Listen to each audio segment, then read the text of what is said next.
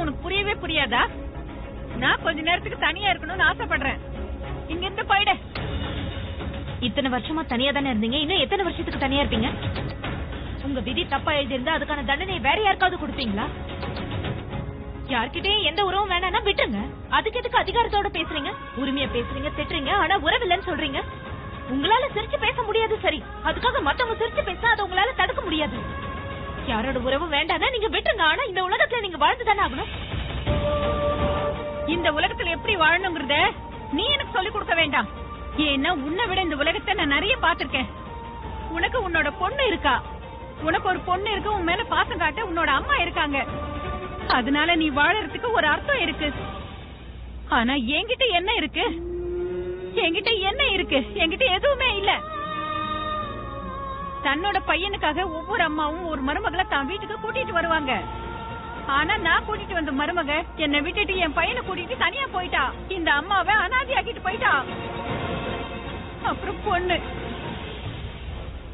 இன்னைக்கு வரைக்கும் அவளோட அம்மா எப்படி இருக்கேன்னு ஒரு வார்த்தை கூட கேட்டது கிடையாது, தெரியுமா?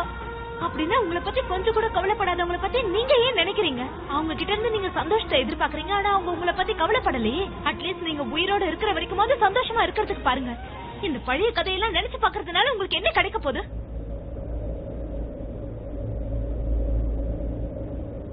நீ என்கிட்ட இவ்வளவு எல்லாம் பேசுறியே, என் மனசுல இருக்கிற வலி உனக்கு தெரியாது. நமக்கு சொந்தமானவங்க நம்மள விட்டுட்டு போயிட்டாங்கன்னா அப்ப மனசு எப்படி வலிக்கும்னு உனக்கு தெரியாது. என் மனசு எப்படி எல்லாம் வலிக்குதுன்னு எனக்கு மட்டும்தான் தெரியும். போ.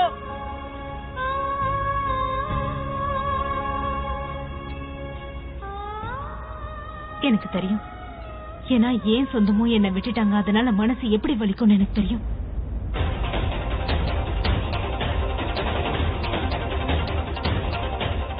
ஆனா அந்த விஷயங்கள் எல்லாத்தையும் வெறும் ஞாபகங்களா மட்டும்தான் நான் வச்சிருக்கேன். அதை நினைச்சு நான் என்ன கஷ்டப்படுத்திக்கல. உங்க கூட இருந்த உறவை உங்க பசங்க கட் பண்ணிட்டாங்க.